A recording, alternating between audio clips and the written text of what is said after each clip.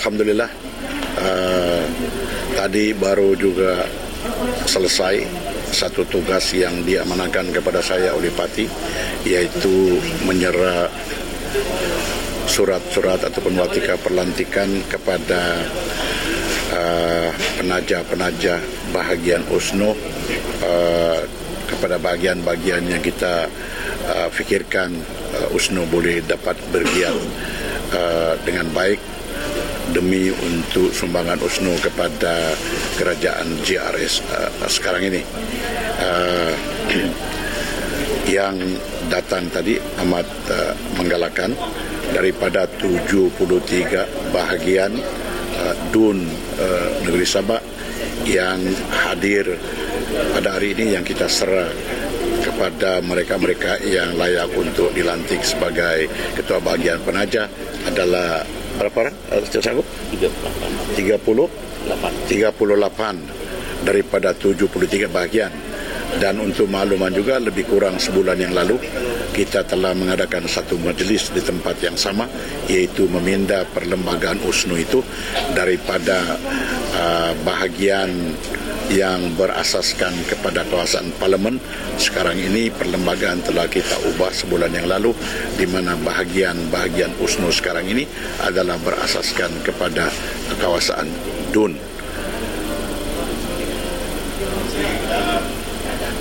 Berikutan penyerahan watika hari ini bermakna USNO bakal diserahkan kepada calon untuk DUN dan juga parlimen.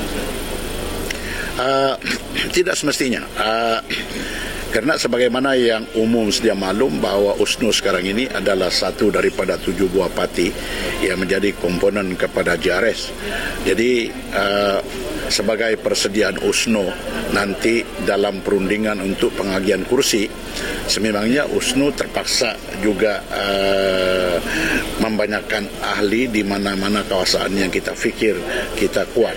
Karena pada pikiran saya, menurut pengalaman saya dulu waktu saya Presiden Parti Angkatan Keadilan Rakyat AKAR sebagai komponen Barisan Nasional, pada ketika berunding kursi, asas pertama yang dipertimbangkan ialah kekuatan parti masing-masing di kawasan di mana yang akan diletakkan nanti calon GRS ini.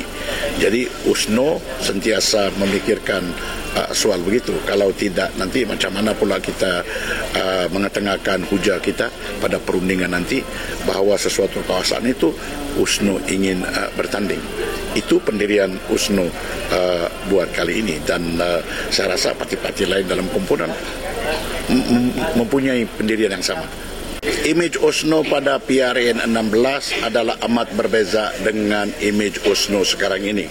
Karena USNO yang telah mengadu nasib dalam PRN 16 itu adalah merupakan satu tim ataupun pasukan yang kurang bersedia.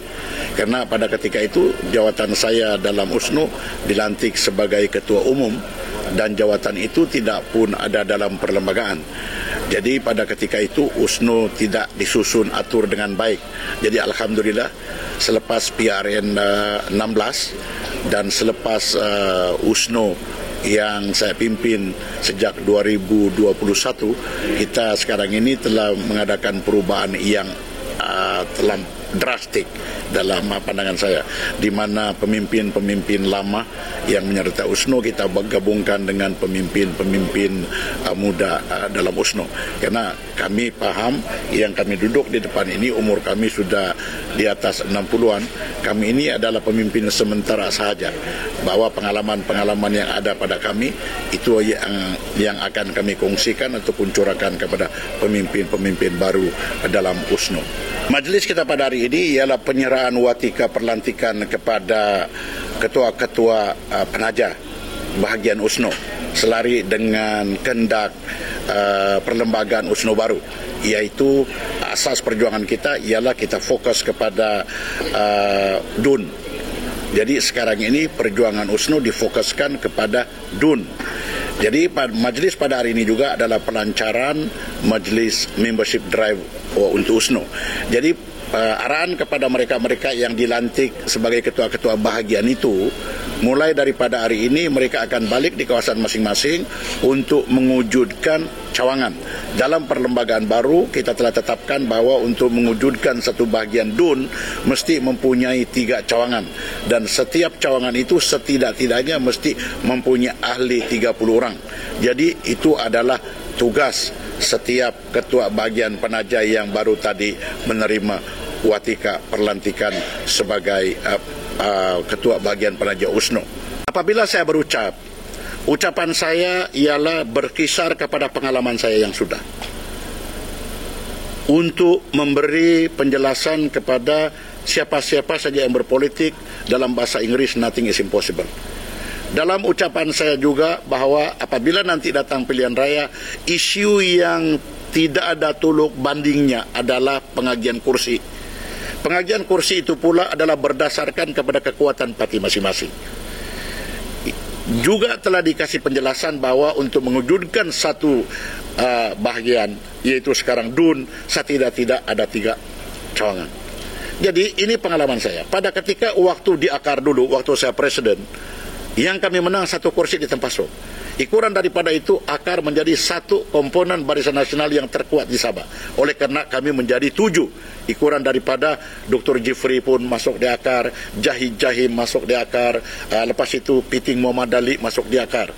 Dan sejarahnya, Sikong adalah kubu kuat USNO yang USNO tidak pandai kalah sewaktu Tun Mustafa menjadi presiden. Seperti juga dengan Usukan.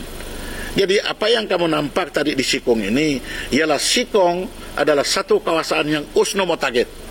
Karena pengundi-pengundi Sikong adalah serumpun dengan saya, serumpun dengan Safi'i. Semua di sana, Bajau, Suluk, Ubian, Cagayan dan demikiannya. Sikong. Jadi Sikong itu kalau juga kamu boleh baca, saya aja punya ketua penyelaras Sikong. Timbalan dia Puan Sri Dayana Diago. Begitu juga di Kutablun. Saya jadi penyelaras. Timbalan saya ialah saya punya timbalan presiden. Kena 2 kawasan bagi saya yang penting, yaitu kawasan Kutablun dan kawasan kalau sebelah Sandakan adalah kawasan-kawasan yang seperti begitu. Dan ini Sikong bukan kursi PJRS atau bukan kursi JRS. Sikong adalah kursi warisan.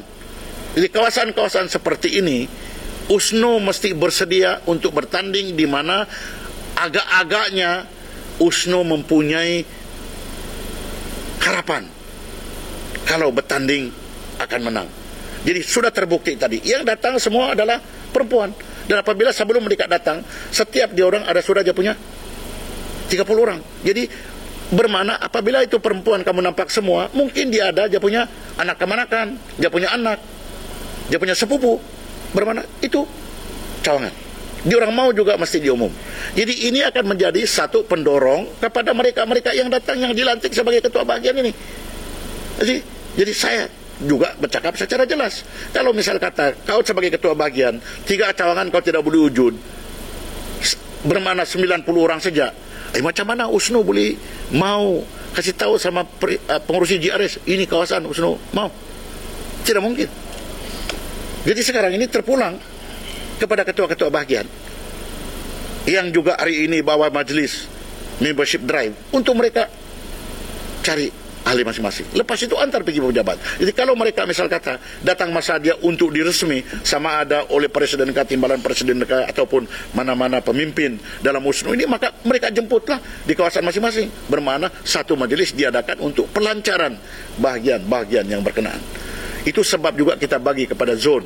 Karena apabila kita bagi kepada zon, di mana zon, misal kata zon 1, zon 2, bermakna bahagian-bahagian itu akan berkumpul dan terus buat satu majlis besar-besaran di mana Presiden USNO akan datang atau timbalan presiden atau Setiausaha Agung atau mana-mana untuk kasih lagi mereka semangat perjuangan. Karena pilihan raya tidak lama lagi. Jadi itu sebab, sebagai contoh, Sikong. Karena saya aja punya ketua penyelaras. Mana tahu saya mau bertanding di Sikong? Macam pemimpin-pemimpin di Semenanjung, misal kata itu Lim Kit Siang boleh berpindah daripada kawasan lain ke kawasan lain, begitu juga dengan Anwar Ibrahim daripada Pematang Pau dia pindah, berapa kali sudah dia pindah, menang juga. Jadi bermakna bagi saya layak untuk bertanding di mana-mana kalau orang nilai kepimpinan saya bahwa saya boleh. Kalau pula misal kata kepimpinan orang yang menilai di kawasan itu mesti juga orang tempatan itu terpulang kepada mereka, tidak boleh kita paksa pengundi. Tapi kalau saya bertanding misal kata di Sikong, berbanding dengan siapa saja lawan saya di sana, kalau saya calon JRS, mungkin saya boleh menang. Jadi kalau itu USNO juga mau itu Sikong, mungkin itu dikasih kepada saya sebagai Presiden USNO. Begitu juga pada ketika dulu waktu BN, si Tan Sri Beni Dompok, kita nampak susah dia punya kemenangan dia kalau di Monyok, dia dipindah Pikiranau. Jadi ini adalah antara strategi politik yang sekarang ini harus dibuat oleh oleh USNO. Dan apa yang saya hujah ini saya tidak apologetik. Bermakna apa yang saya hujah itulah pendirian saya sebagai pemimpin umur sekarang ini mau 70 tahun lagi. Tidak ada lagi berselindung-selindung, tidak ada lagi sindir-menyindir, tidak ada lagi mengharapkan jawatan yang lebih tinggi daripada apa yang tinggi. Kena pengalaman saya pada 2008, saya kena drop, tapi Allah Subhanahu Wa Taala kasih saya rezeki sebagai speaker. Tidak ada siapa yang boleh halang.